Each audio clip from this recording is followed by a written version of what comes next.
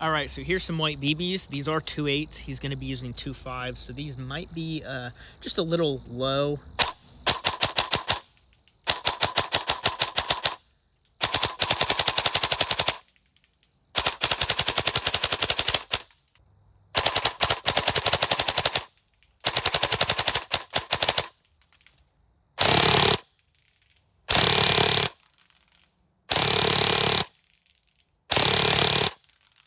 All right, guys, got an airsoft gun to do a quick video on. So this is a VFC Avalon, a part of the Avalon series.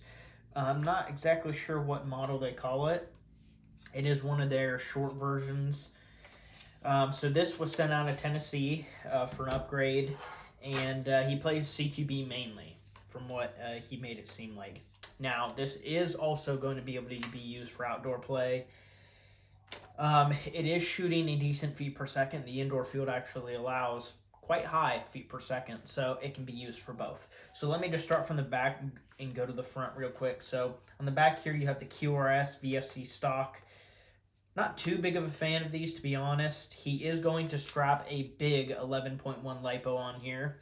So you can take this little section out and the wire sticks out of the stock. So it's a decent stock, to be honest. I don't know. I'm kind of not too big of a fan, to be honest. As you see, the wire is sticking out here.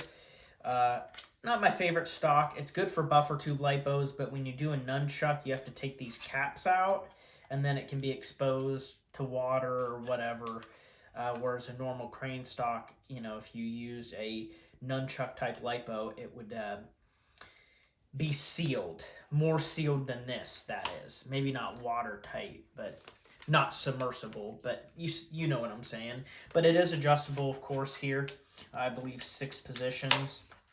Metal buffer tube, ambidextrous sling mount, like VFCs come with, or all of them. QRS pistol grip. These are actually really nice. I'm a huge fan of these pistol grips. The receiver here is metal. It's a really nice receiver. These are kind of the newer versions, I guess. I haven't seen these Avalons with ambidextrous features. So this has an ambidextrous mag catch. It's really just the selector switch in this, but you can see mag catch there, and then there's a bigger button over here. Pretty cool. Haven't seen that before. And then the ambidextrous selector switch, which is on, I'm pretty sure, all of the Avalons. So that's ambi, as you can see there. Now, this is how he sent it. So there's a back sight, plastic. He didn't send the front sight. I'm not sure if he puts anything on here. Being indoor gun, I would probably do a flashlight or tracers. But I would do either get a tracer for this or a flashlight so you can see your BBs, in my opinion. Yeah, standard receiver, standard bolt lock that VFCs come with. Pretty cool. Nice metal receiver. The VFC receivers are awesome. Probably one of my favorite receiver sets. Probably my favorite, to be honest. And then maybe Crytac and then VFC. Or sorry, GMP as a third. There's a couple other good ones as well.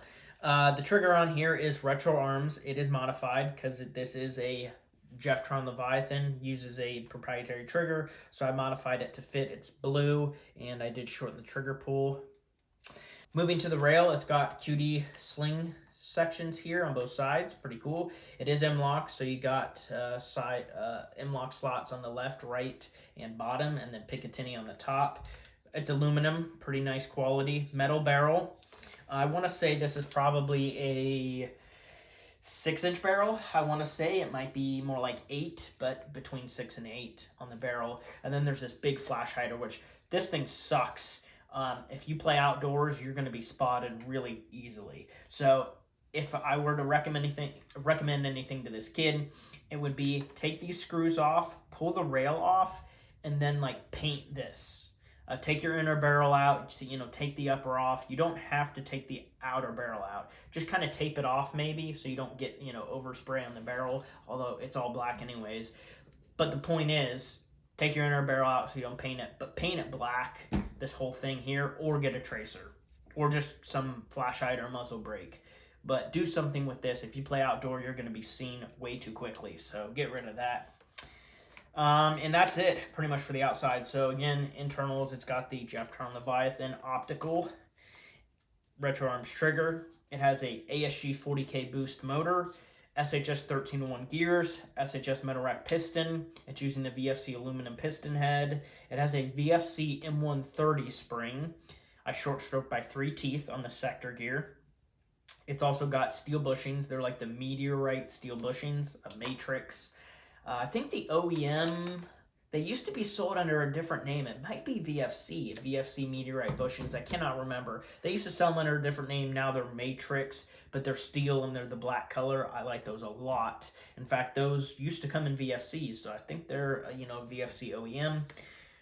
So metal bushings, so you don't have any bearings breaking with the high rate of fire. Stock barrel bucking. I did do standard modifications to the tappet plate spring. It does have a sector chip, so it feeds and the nozzle shuts and seals properly because it does shoot fast. Basic tech stuff. Those of you that work on guns will understand. I won't get too much into detail there though.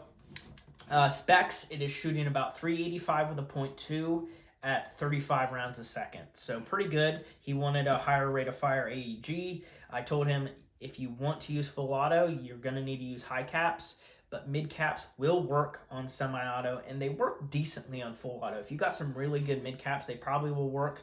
I tested out a 4-year-old VFC mid cap. It's actually probably 5 years. It's about 5 years now.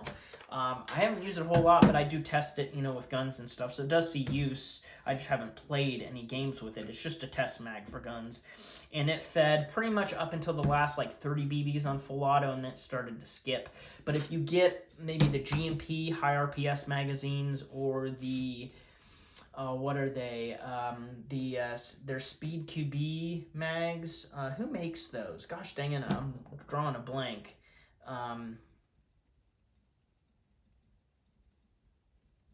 Fuck. What are those? I don't have any of them.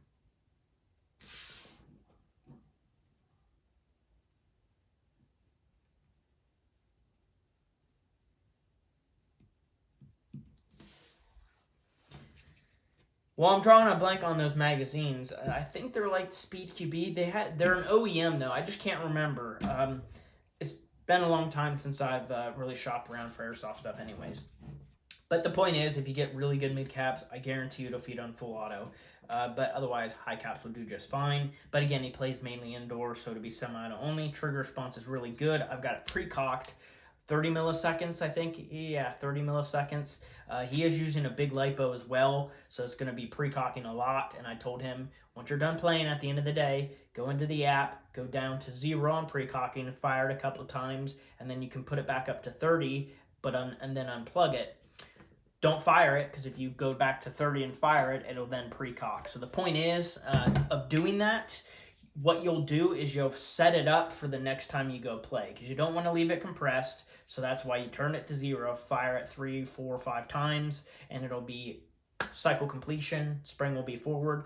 You set it back to 30, and then just unplug the battery, and then the next time you go out to play, you plug your battery in. You don't have to pull up your phone, and you play, and it will be at 30 milliseconds. So the point of that is just to kind of cut out not only spring wear, but also having to pull your phone out at the beginning of the day and the end of the day. You only have to do it once at the end. So it's pretty much all there is to explain on this one. I have left the spring completely compressed. I'm trying to kind of wear the spring in a little bit. He sent the wrong spring. Long story short, he ended up sending a VFC M130, which was harder than the spring I told him to get. I told him to get a Matrix 120. Probably would have had to take 2 teeth off the sector gear, and it would have been shooting about 370. Since this is an M130, it's shooting hotter. But his limit is 375 with a .25, or 400 with a .2, which is really hard for indoor. There's a couple places I've played that were hot like that. None of the places are like that now. One's 370, and then there's 350, and then I think 380. But I used to play at some places indoor that were 400 that no longer exist. 400 is too high for indoor in my opinion. 370 is good. 380 would be kind of the top for indoor in my opinion. It's not that I'm a baby, but people complain all the time, and that's the problem. People get shot more than once, and they just whine and complain. So I always shoot lower FPS indoor, but they don't know that. You know what I'm saying?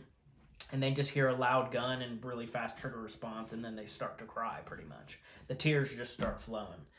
And that's one of the reasons why I don't play anymore. That and, well, my knees don't work. My knees are made of jello.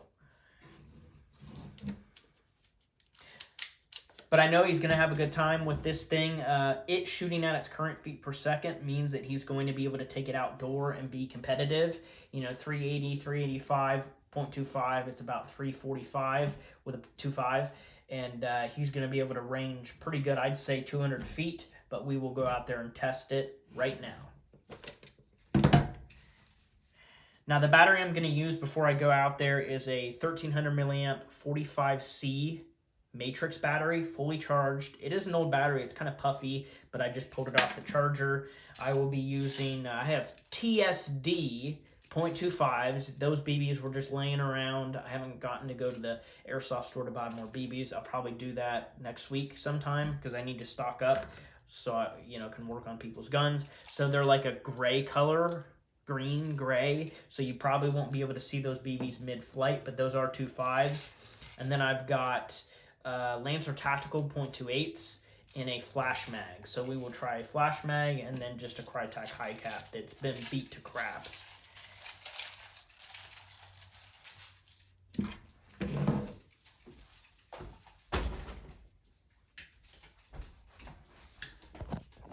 Alright guys, so I made some slight adjustments on the gearbox. I ended up short stroking it by another tooth, so 4 teeth short stroked.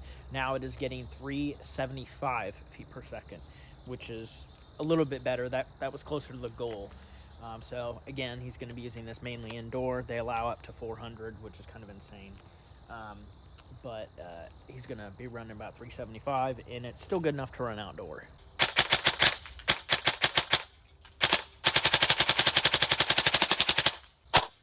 I do have it slightly overhopped.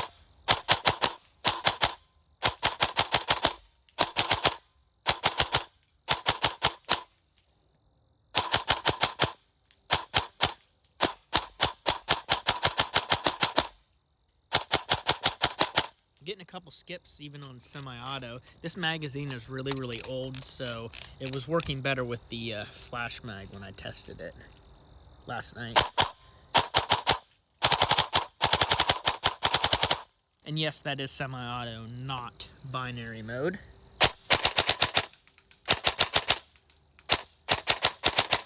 But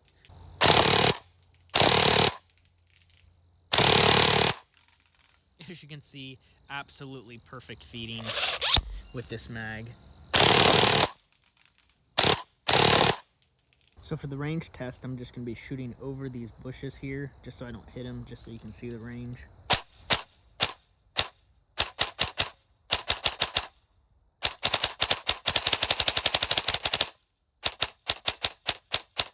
Easily 200 feet.